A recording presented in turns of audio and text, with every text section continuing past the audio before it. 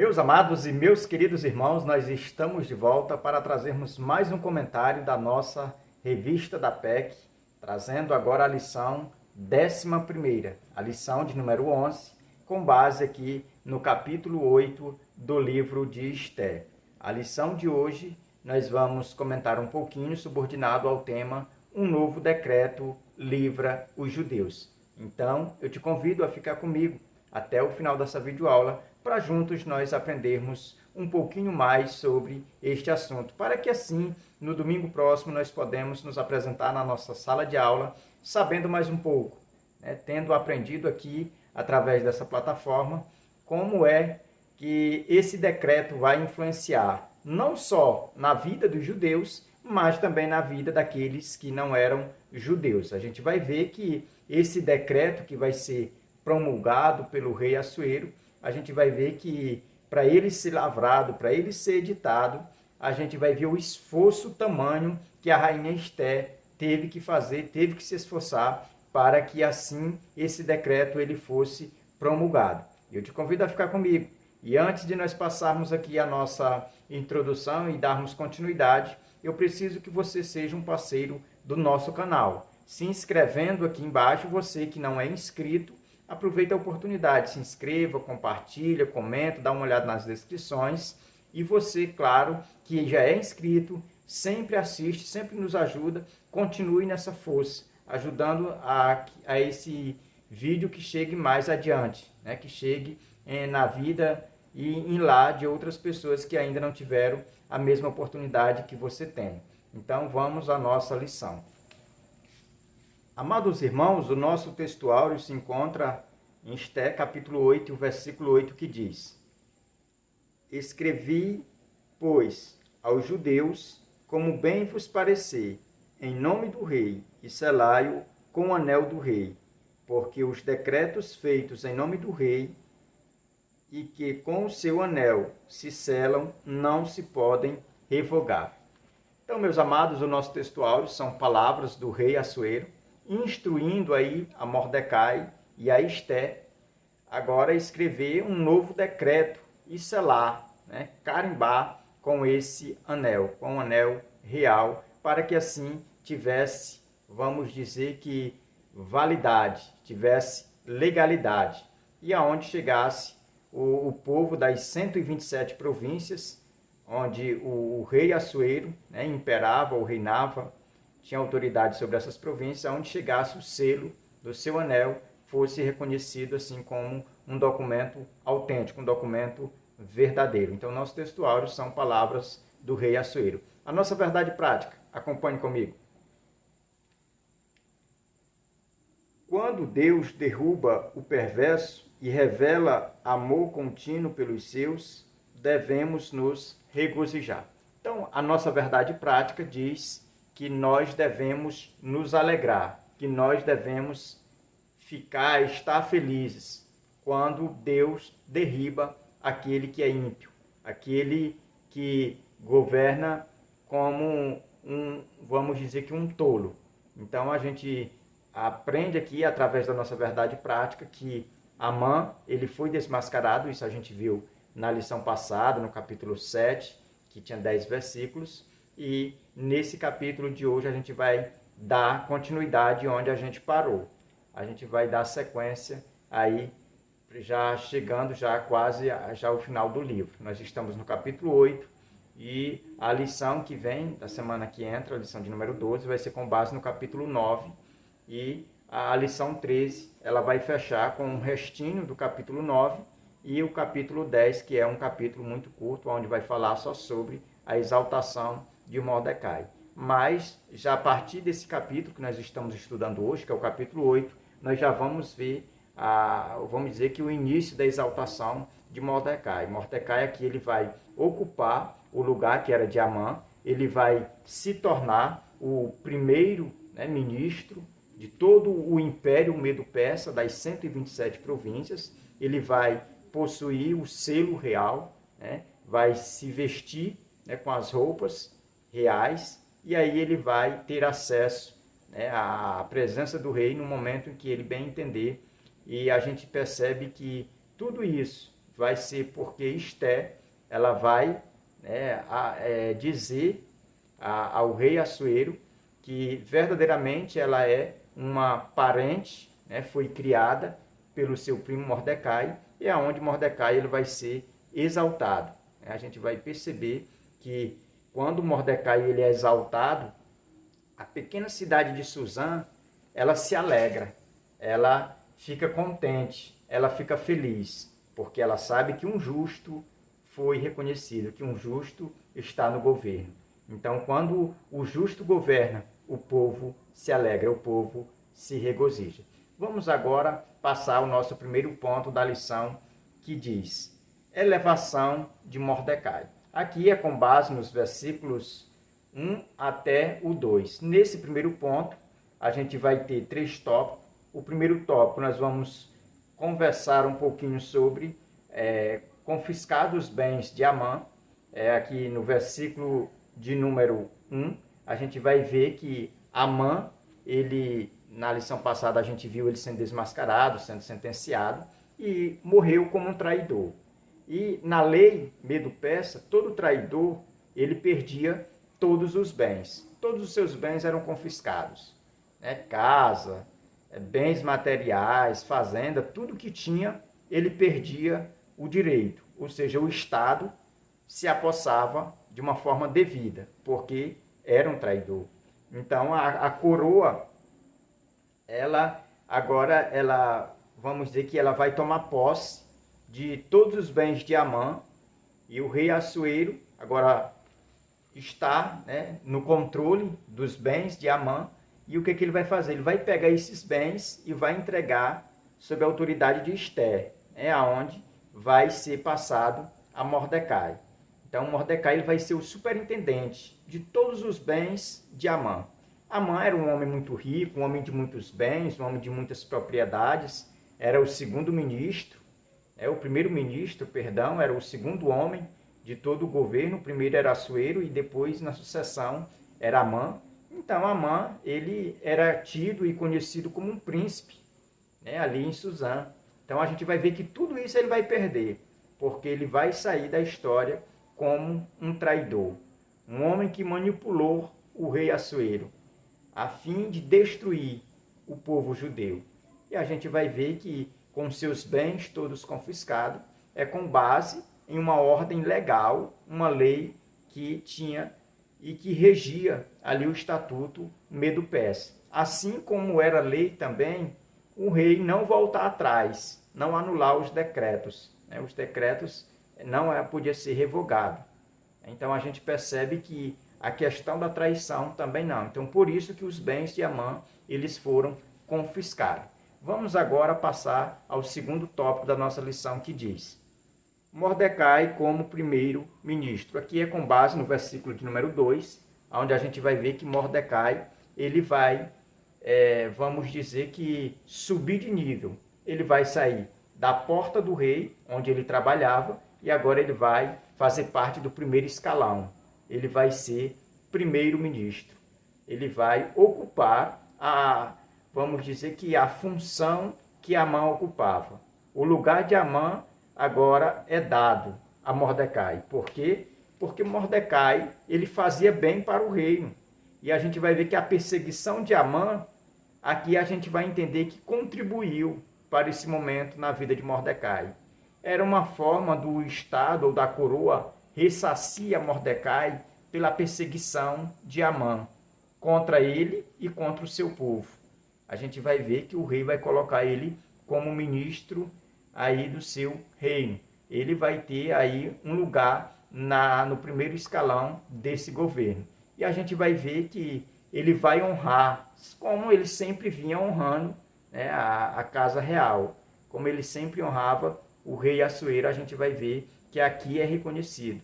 Alguns estudiosos vão dizer que 5 anos depois, ali, quando ele descobre a conspiração, lá no capítulo 2. Então a gente precisa entender que Mordecai aqui, ele está vivendo aquele versículo lá de Romanos, capítulo 11, onde Paulo diz que todas as coisas contribuem para o bem daqueles que amam a Deus. Assim como na lição passada a gente viu e encontrou com bastante evidência aquela lá de Gálatas, onde Paulo fala sobre a lei da semeadura. Aqui a gente vê a de Romanos, a passagem de Romanos, onde o apóstolo Paulo ele fala que todas as coisas contribuem para o bem daqueles que amam a Deus, e a gente vê isso acontecendo aqui na vida de Mordecai. Mordecai, ele sobe de nível, ele é reconhecido como ministro, e agora ele vai ter a autoridade que Amã tinha, ele vai ter o anel real, e a gente vai aprender aqui no tópico sobre o significado desse anel. Vamos passar ao terceiro tópico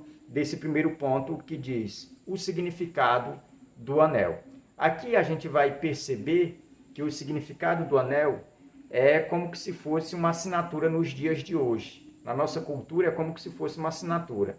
É como que se aquele selo era um carimbo real aonde chegasse as pessoas a quem foi direcionada aquela correspondência, abria, lia diante do povo como autêntico, como verdadeiro.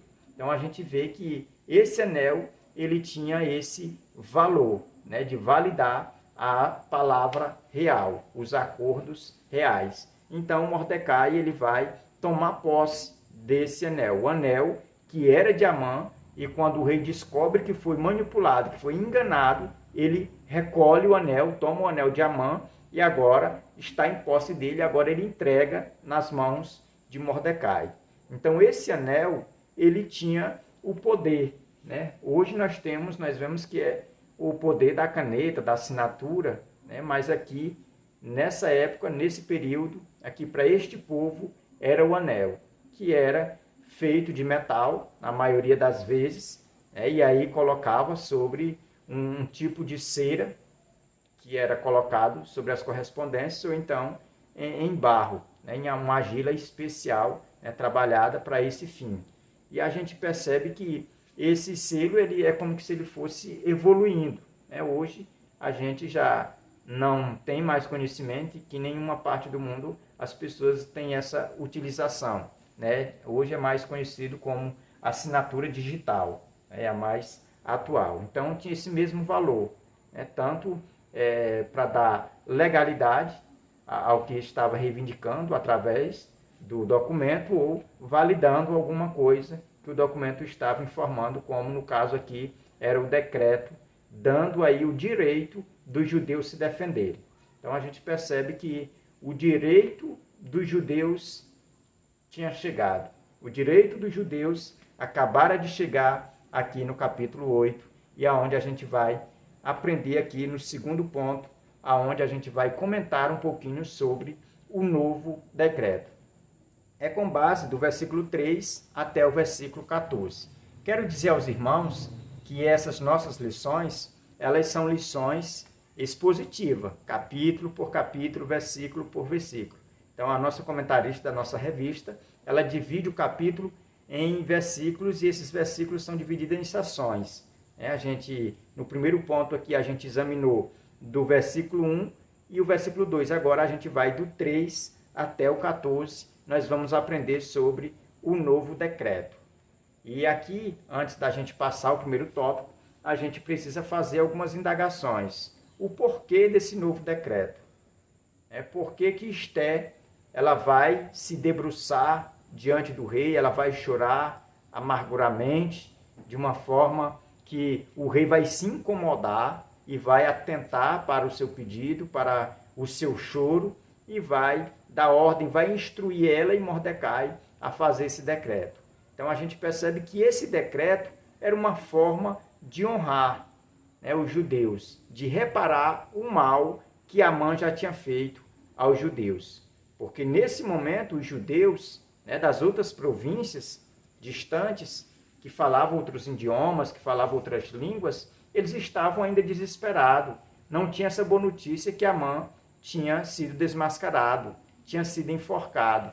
Então eles estavam ainda sofrendo, chorando em luto, com a certeza de que ia perder tudo, perder até a vida. Então a gente percebe que aqui o rei, ele honra tanto os judeus como Mordecai e Esté através desse novo decreto. Quando ele dá essa carta branca, junto ele já dá a instrução, e dizendo para selar né, esse decreto, e que esse decreto ele fosse enviado às 127 províncias, em cada província no seu dialeto, na sua forma de falar. É isso que a gente vai aprender aqui nesse ponto 2. O primeiro tópico fala outra petição de Esther.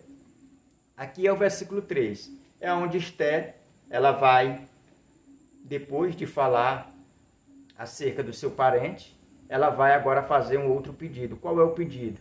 É que o rei, né, Assuero, ele, vamos dizer, use de misericórdia, seja um rei misericordioso para com o povo dela, né, para que flexibilize a questão dos judeus.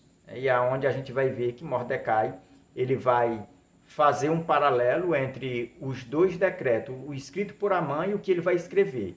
Então, tudo aquilo que Amã escreveu, Mordecai pega e faz um paralelo com o dele, né? Dando direito de defesa, né, ao povo, dizendo para que o povo, naquele dia que aquele decreto de Amã estava marcando, naquele dia também era decretado que todos os judeus tivessem direito de se defender, de matar, de aniquilar todos os seus inimigos. Aí a gente vai ver, já na próxima lição, a gente vai ver que todos os inimigos dos judeus vão ser aniquilados, né? Mas os judeus eles não vão fazer como Amã mandou o povo fazer lá no primeiro decreto, que era subtrair todos os bens, né, dos judeus. Né? Mas a gente vai ver que os judeus eles vão só aniquilar aquelas pessoas que eram contra eles. Então a gente vai ver que esse decreto ele vai ter uma base legal. Esse decreto ele vai ser um decreto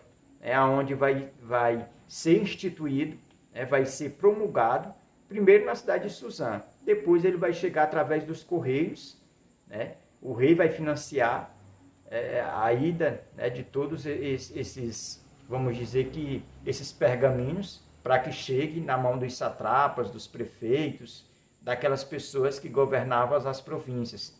E todas elas vão receber isso com ordem do rei. Então a gente vê aqui nesse primeiro tópico. O segundo tópico desse segundo ponto diz: Esther intercede pelo seu povo.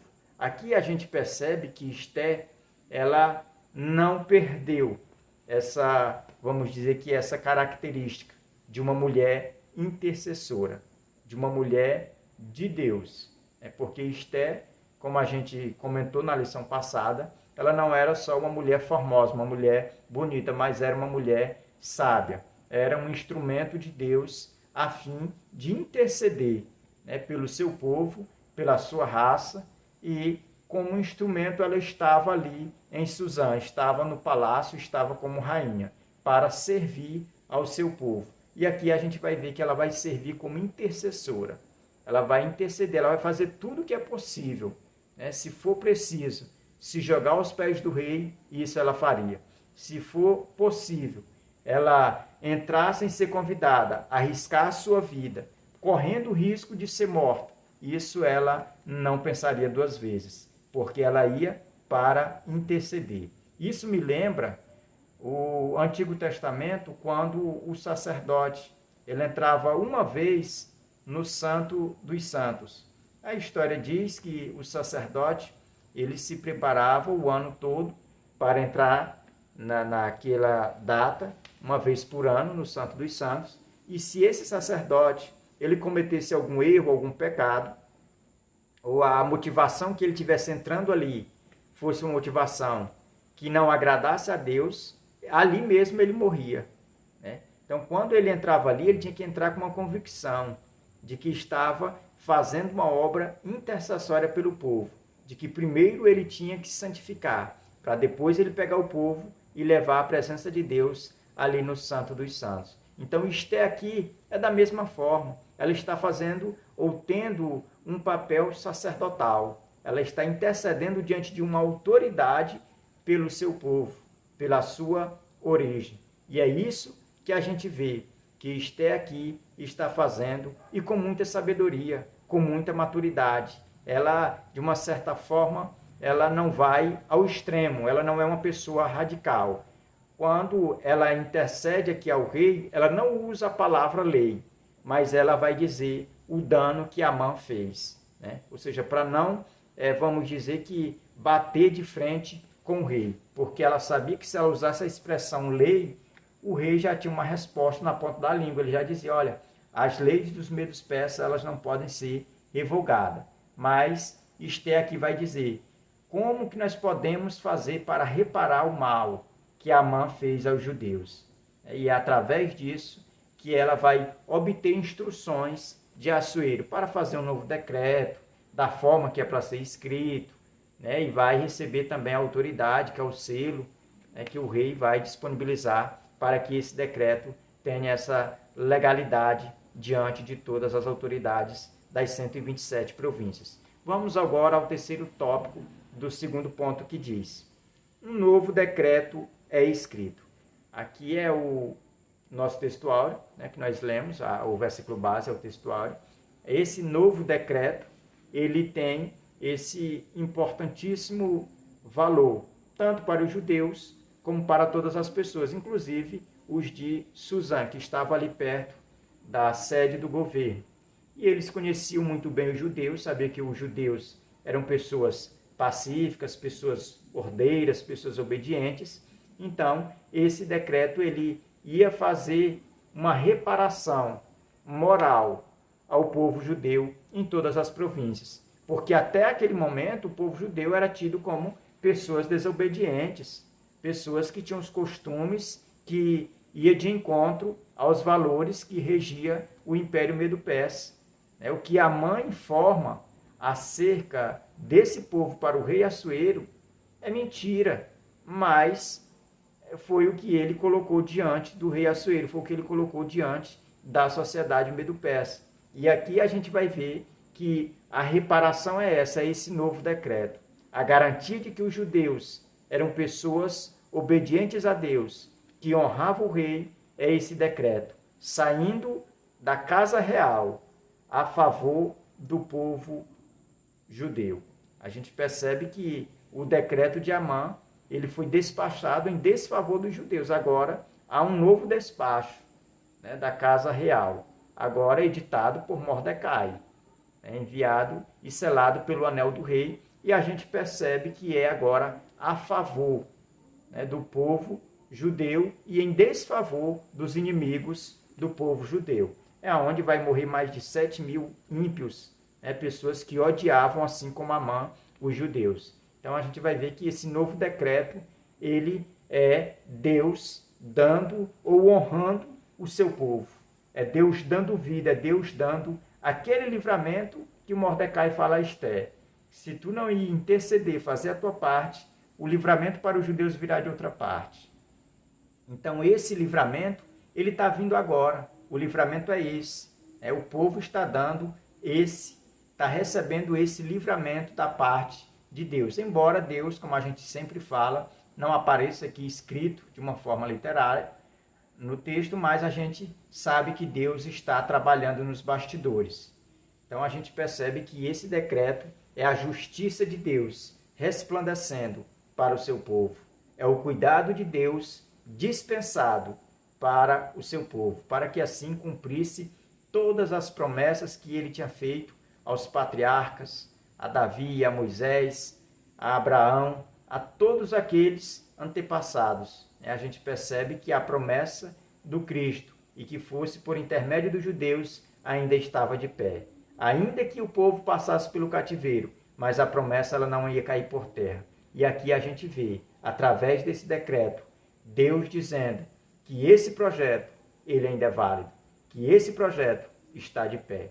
Então nós precisamos entender que essa lição ela é muito importante para os nossos dias. Ela é uma lição que ela tem um valor, né, para os nossos dias, porque se nós colocarmos ela nos nossos dias, ou vamos dizer, fazer um contraste, a gente percebe que da mesma forma que Deus cuidou dos judeus lá no cativeiro, onde eles estavam debaixo de uma nuvem de ameaça de morte, aqui Deus cuida do seu povo, cuida da sua igreja. Enquanto nós estivermos aqui nesse mundo, as mãos do Senhor, elas estarão sobre nossas vidas, cuidando de cada um, independente de onde nós estivermos. Vamos passar agora ao nosso terceiro ponto da nossa lição, que fala popularidade dos judeus. É aqui a última parte da lição, como também a última sessão de versículos aqui do capítulo 8, e é nessa sessão onde a gente vai ver, vai descobrir, quem já leu em casa, e se não leu, tem a oportunidade ainda de ler todo o capítulo 8 e vai entender que os judeus, eles eram pessoas populares. E aqui a gente vai ver que Mordecai, ele vai ser um grande influenciador dos ímpios, para os ímpios. Muitas pessoas que não eram judeus, aqui eles vão aprender a ser judeus. Aqui é onde vai nascer os prosélitos, as pessoas que vão se declarar judeus. Primeiro, eles vão de uma forma de reverenciar, ver que o povo judeu é um povo imbatível, um povo vencedor. Então eles admiravam. Outros vão por medo, de Mordecai, ou até mesmo por saber que Mordecai estava no poder. Mas a gente percebe que a popularidade dos judeus ela vai ser amplamente divulgada. Muitos vão falar agora bem dos judeus. Os judeus eles vão ser vistos agora com outros olhos, a partir desse momento. Vejamos o primeiro tópico que diz: Mordecai é honrado. Aqui a gente vê nesse primeiro tópico as honrarias de Mordecai. Através de quê? Das vestes reais. É onde ele vai se vestir de azul celeste, de vermelho púrpura, que é a cor real da realeza. Todas as vestes, vão colocar uma grande coroa de ouro na sua cabeça, vão colocar ali todos os ornamentos que tinha para as pessoas que faziam parte do primeiro escalão, para o primeiro-ministro. A gente vai ver isso na vida de Mordecai. Mordecai aqui ele vai ser honrado. E aqui vai ser, vamos dizer, que uma honraria tamanha, comparada com aquela aonde foi uma honraria, uma prévia do que estava acontecendo agora. Lá na lição passada, retrasada, a gente aprendeu que Mordecai ele foi colocado sobre um cavalo real, um cavalo do rei, com vestes reais e uma coroa real sobre a sua cabeça, e alguém ia gritando nas ruas, dizendo: este é o homem a quem o rei deseja honrar. Aqui já não é mais um ensaio, já não é mais uma honraria, quem sabe, passageira, mas aqui é uma honraria perene. Aqui vai durar enquanto Assuero estiver no poder. Segundo os historiadores, vai dizer que depois que termina aqui os fatos narrados no livro de Esther, o rei Assuero ele vai ser assassinado, ou seja, 12 anos depois, mais de uma década, ele vai ser assassinado. Mas nesse período, Mordecai ele ficou como primeiro-ministro. Ele fica aqui servindo o rei Assuero, servindo aqui o reinado do Medo-Persa. Então nós vamos passar agora ao segundo tópico do terceiro ponto da nossa lição, que diz: regozijo e alegria dos judeus. Aqui a gente percebe que a alegria e o gozo dos judeus tinham um motivo. Qual era o motivo desse povo se sentir alegre agora? Regozijar, festejar, cantar hinos de louvores, de agradecimento, ter um coração grato nesse momento da história. É porque eles viram o agir de Deus. É porque eles viram Deus tirando alguém lá do pó e colocando lá no trono, Mordecai. Deus pegando aquele decreto que era contra o povo e fazendo outro, agora favorecendo esse povo. Então esse povo eles tinham todos os motivos para esse momento eles levantaram a bandeira da vitória. Eles agora regozijar-se no Senhor. Eles se alegrarem. Foi agora transformado, aquele rosto que era de luto, de lamento, de choro, agora é um rosto alegre, contente, feliz, porque Deus trouxe livramento para todos os judeus. Quando a gente olha para esse fato narrado aqui nesse tópico, é como que se a gente precisasse olhar um bordado, vamos dizer que um bordado comum ao avesso. Quando a gente olha um bordado ao avesso, a gente não entende nada. né, vê um emaranhado de linha de toda forma, mas quando a gente olha do lado certo, a gente vê que é algo perfeito, que é algo lindo, algo bonito. Então, da mesma forma, é o povo aqui judeu. Nesse momento eles estão se sentindo, ou seja, olhando as circunstâncias, a situação do lado, ou vamos dizer que no ângulo de Deus, né? Do lado que eles se alegram, que eles se regozijam. Então a gente percebe que nessa situação os judeus eles estavam alegres, contentes, porque eles viram Deus fazer o impossível por eles. Deus fazer aquilo que eles não podiam fazer. Deus dá livramento, né, para todos eles. Então a gente percebe que Deus cuida de cada um de nós. Então nós precisamos aprender aqui como judeus, sempre nos regozijarmos, sempre nos alegrarmos, sempre termos um coração grato a Deus, porque o Senhor, Ele tem cuidado de nós. Vamos agora ao nosso último ponto, último tópico do último ponto, que diz triunfo sobre os inimigos. Aqui nesse último tópico a gente vai ver que o triunfo já nessa altura, né, dos judeus era algo marcado, já era para cumprir tabela. Esse triunfo ele já tinha sido anunciado desde o primeiro versículo desse capítulo. E aqui a gente vai ter a oportunidade de ver que eles triunfaram, porque o Senhor olhou para eles, né, e reverteu as situações para que agora o vento soprasse a favor deles. A gente vai ver que esse triunfo traz uma alegria perene a todos os judeus, desde o mais novo até o mais velho. Em todas as, vamos dizer, em todas as regiões, em todas as províncias que os judeus estavam se lamentando nas praças, chorando, pedindo ali que Deus tivesse misericórdia. É como se a oração de todos eles fosse ouvida e atendida.